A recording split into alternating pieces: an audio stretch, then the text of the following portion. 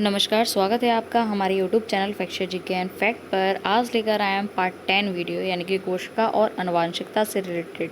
आज हम डिस्कस करने वाले हैं 50 इंपॉर्टेंट एमसीक्यूज जो रेलवे ग्रुप डी एग्जाम्स के लिए काफ़ी हेल्पफुल है।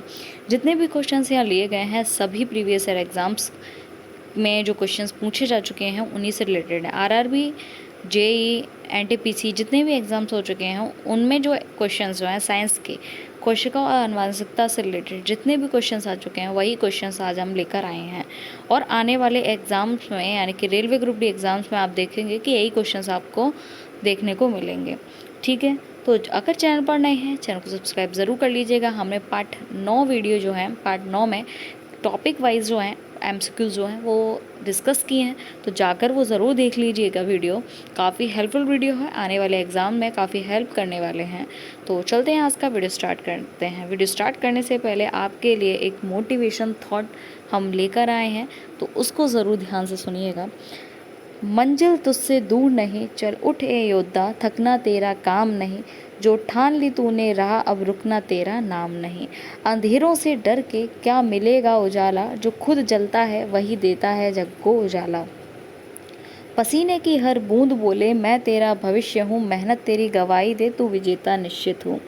हार के बैठा तो फिर कौन जानेगा तुझे, लड़ गया अगर तो दुनिया सलाम करेगी तुझे। कदम कदम पे मुश्किल है पर तू डट कर चल, क्योंकि जीत उसी की होती है जो गिर कर भी उठे अटल। कह दे अपने दिल से मैं ही अपनी ताकत हूँ, मंजिल मुझसे दूर नहीं मैं ही अपनी हिम्मत हूँ। उठ चल बढ़, क्योंकि तेरी मेहनत ही तेरा भाग्य लिखेगी। और अब आपके पास समय बहुत कम है एग्ज़ाम के लिए, तो उसके लिए अपनी मेहनत को एकदम सफल बनाने के लिए पढ़ाई बहुत ज़्यादा ज़रूरी है। ये टाइम फिर वापस आपके पास नहीं आने वाला, फिर ना जाने कब आपको ये वैकेंसी जो अब आपको मिली है देखने को, ना जाने कब आपको देखने को मिलेगी। तो प्लीज़ मेहनत में कोई कसर मत छोड़िएगा। सफलता ये बाद का एक रिज़ल्ट है, लेकिन अभी आपको क्या करना है, अभी आपके हाथ में सिर्फ मेहनत है। तो उठ और चल मेहनत कर, क्योंकि मेहनत से ही तेरा भाग्य जो है वो बदलेगा। तो चलते हैं आज का धमाकेदार वीडियो स्टार्ट करते हैं जो आपके एग्ज़ाम में काफ़ी हेल्प करने वाला है। कोशिका और आनुवंशिकता के पार्ट 10th वीडियो है, हमने पार्ट 9 वीडियो जो अपलोड कर दिए हैं।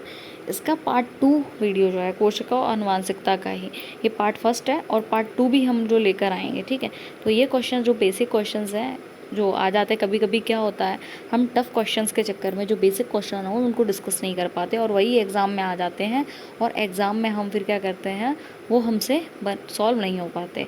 तो वही क्वेश्चन हमने हमेशा से ये कोशिश की है कि जो बच्चा ज़ीरो से स्टार्ट कर रहा है उसको भी हेल्प हो सके। तो हम बेसिक से स्टार्ट करते हैं हर चीज़ को, फिर उसको थोड़ा सा हार्ड में लेके जाते हैं।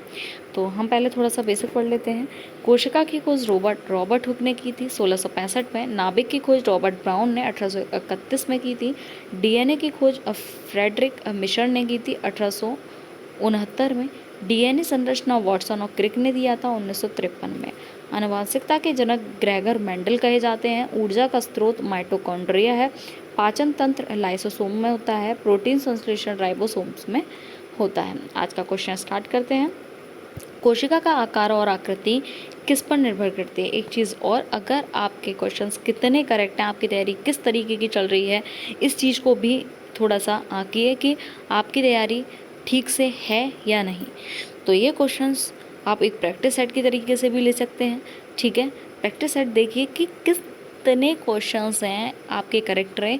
कमेंट बॉक्स में कमेंट करके ज़रूर बताइएगा, क्योंकि मैं काफ़ी वीडियो देखती हूँ, लोग वीडियो तो देखते हैं लेकिन कमेंट में करके नहीं बताते हैं बिल्कुल भी। तो आपसे प्लीज़ हाथ जोड़ के विनम्र निवेदन है कि वीडियो को अगर आप देखते हैं तो प्लीज़ थोड़ा सा लाइक, सब्सक्राइब, शेयर ज़्यादा से ज़्यादा करें और कमेंट बॉक्स में कमेंट करके ज़रूर बताएं, जिससे हमें पता चल सके कि हम वो आपके लिए एक यूज़फुल वीडियो बना रहे हैं या नहीं बना रहे हैं।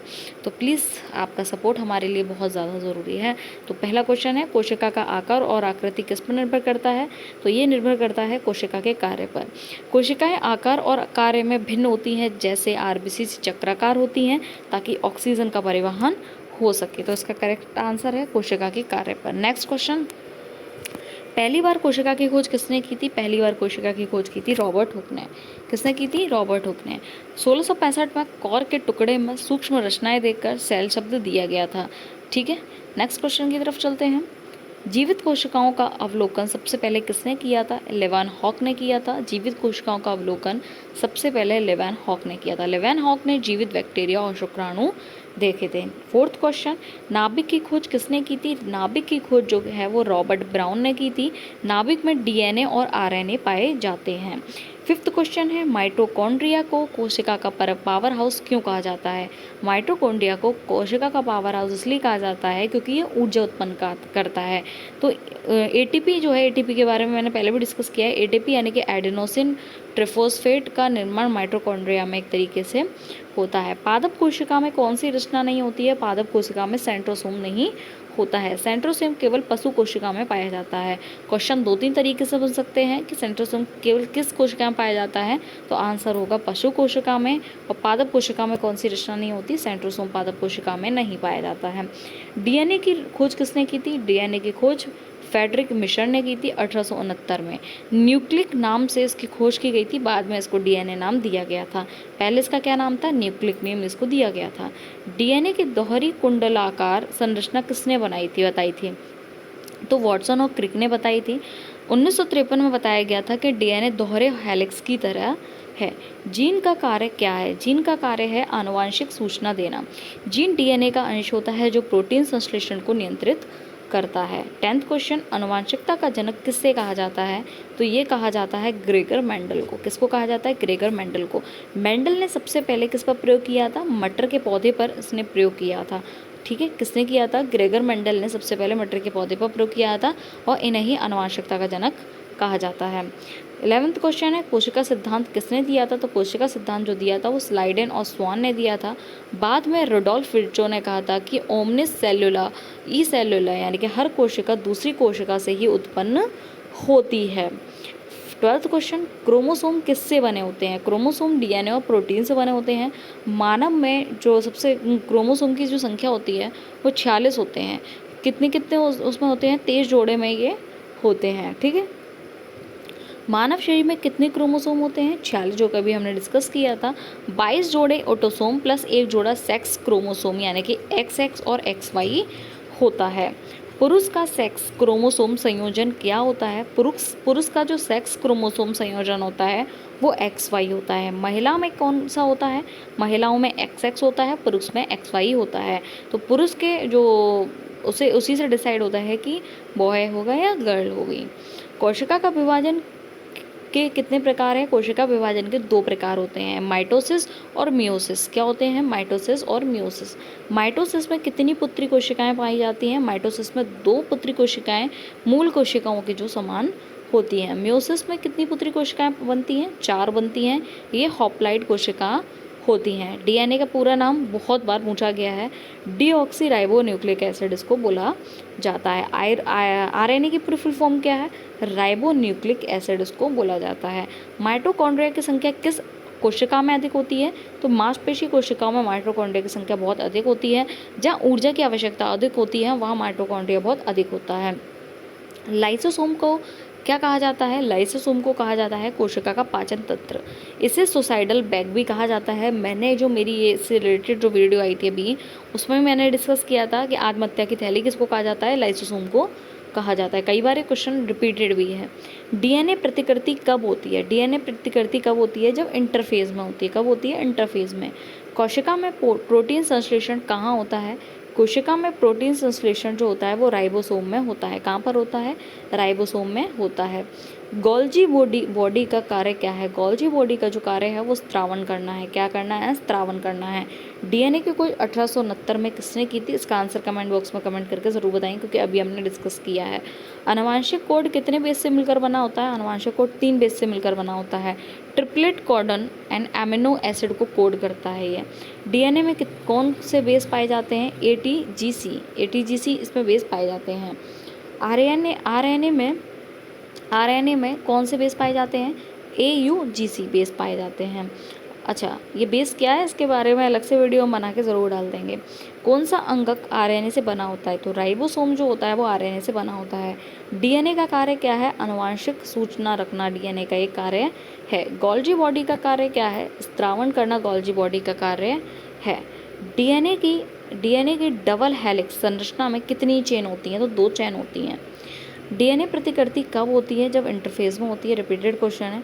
जीन कहाँ पाए जाते हैं? जीन क्रोमोसोम में पाए जाते हैं। कई बार क्वेश्चन आया है तो प्लीज़ ध्यान से पढ़िएगा। जीन कहाँ पर पाए जाते हैं? क्रोमोसोम में पाए जाते हैं।